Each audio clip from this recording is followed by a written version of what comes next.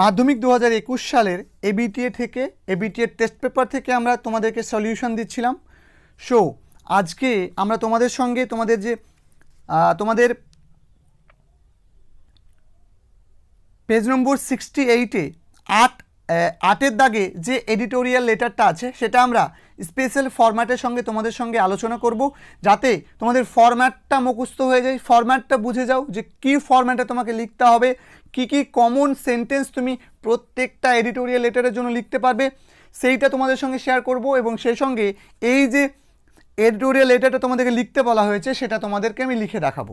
তাহলে প্রথমে editorial letter লিখতে গেলেই তার প্রথমে লিখতে হয় টু, তারপর লিখতে হয় দ্য এডিটর, তারপর লিখতে হয় দ্য টেলিগ্রাফ, অর্থাৎ একটা নিউজ পেপারের নাম, সেটা তুমি দিতে পারো টেলিগ্রাফ দিতে পারো, দ্য স্টেটসম্যান দিতে পারো, দ্য টাইমস অফ ইন্ডিয়া দিতে পারো, আনন্দবাজার পত্রিকা দিতে পারো, যে কোনো তুমি খবরের কাগজের নাম দিতে পারো।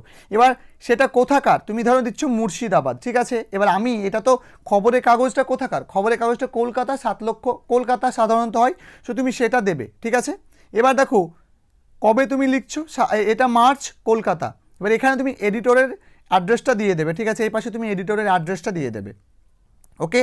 এখানে তুমি মুর্শিদাবাদের জায়গায় তুমি কলকাতা লিখতে পারো, আমি মুর্শিদাবাদ লিখেছি। মুর্শিদাবাদে তো কোনো এরকম খবরের পেপার মানে খবরের কাগজদের কোম্পানি নেই, বাট আমি এখানে লিখেছি। বাট তোমরা এখানে জাস্ট লিখবে কি কলকাতা, একটা ফরম্যাট লিখেই দেবে যে কলকাতা 7,05,000, যে কোনো একটা কিছু লিখে দেবে, ঠিক আছে।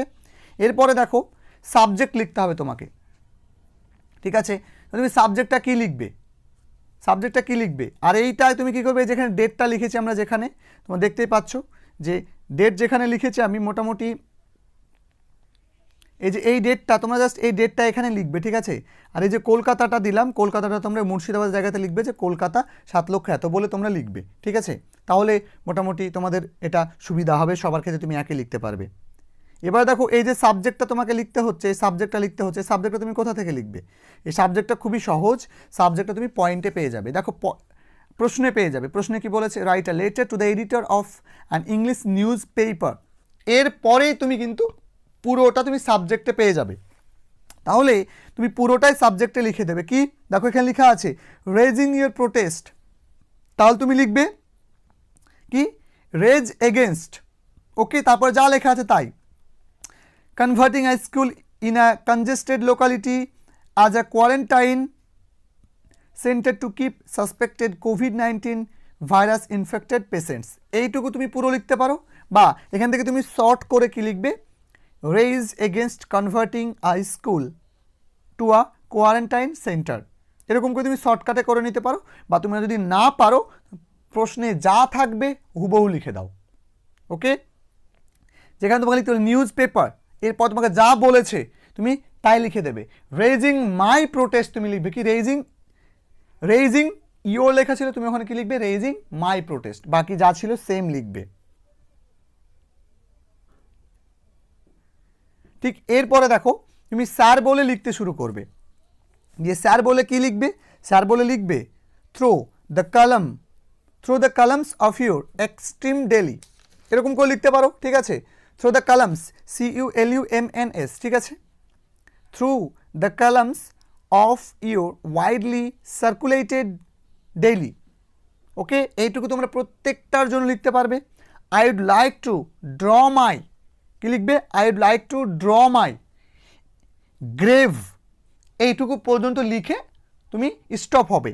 এবং এখান থেকে এই যে প্রোটেস্ট থেকে আমি যে লিখেছি এইটুক তুমি কি কোথায় পাবে, এইটুক তুমি কিন্তু মোটামুটি এই যে প্রোটেস্ট থেকে লিখেছি, দাঁড়াও, এই যে প্রোটেস্ট থেকে যেটা তোমাদের লিখেছি কিপ সাসপেক্টেড, এখান থেকে শুরু করে যে এই পর্যন্ত তুমি কোথায় পাবে, এই পুরোটা কিন্তু তুমি তোমার প্রশ্নে পেয়ে যাবে। তাহলে এই প্রশ্নে প্রোটেস্ট যা বিষয় লিখতে বলবে সেটাই শূন্যস্থানের মতো জায়গাতে তোমাকে কী করতে হবে, এই জায়গাটাতে তোমাকে বসাতে হবে হচ্ছে যে তুমি কি বিষয় লিখছো সেটা। তাহলে এই জায়গাটা তোমাকে লিখতে হবে, এই জায়গাটা তোমাকে বিষয়টা লিখতে হবে, ঠিক আছে। এই জায়গাটাতেই তোমাকে বিষয়টা পুট করতে হবে, যেটা তুমি প্রশ্নে পাবে যে কী লিখা, কোথাকার পর থেকে পাবে, দেখবে যে as an editor of an English news paper, এর পরেই তুমি যতটুকু অংশ পাবে ততটুকু অংশ তুমি এখানে গ্রেভ এর পরে তুমি বাকিটা লিখে দেবে, ঠিক আছে, বোঝা গেল।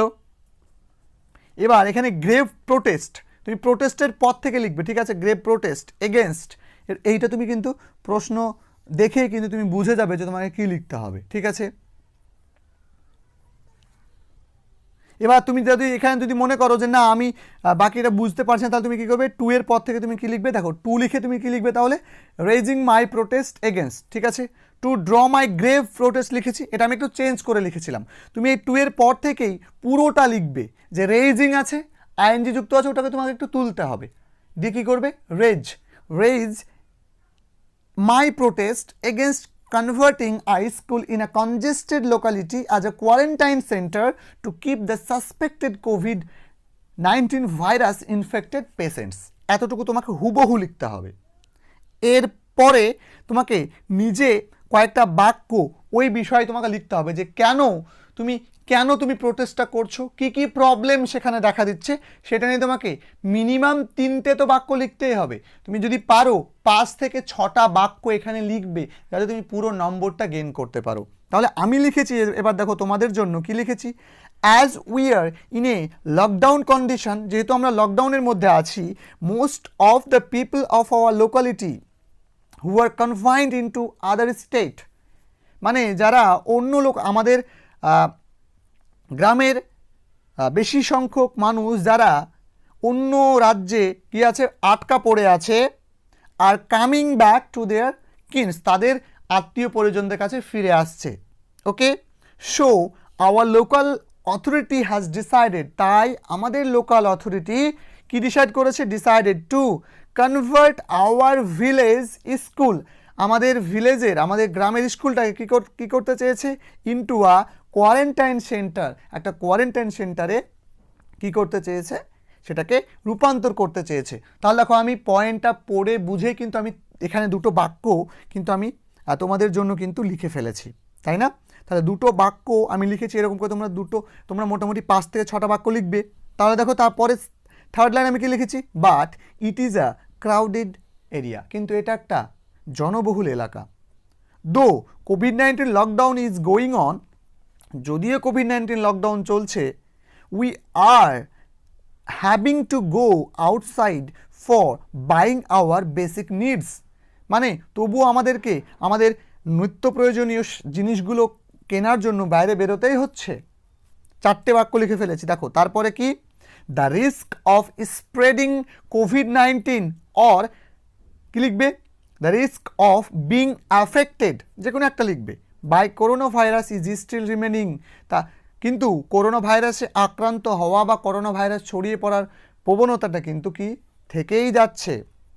So I think it should be better, এবার তোমার মতামতটা তোমাকে এখানে লিখতে হবে, যে তোমার কি মতামত, যে প্রবলেমটা হচ্ছে সে প্রবলেমটার সলিউশনটা কি, সেটা তুমি এখানে একটু বলে দেবে, যে তুমি কি সলিউশন চাইছো সেটা কিন্তু এখানে বলে দেবে, ঠিক আছে।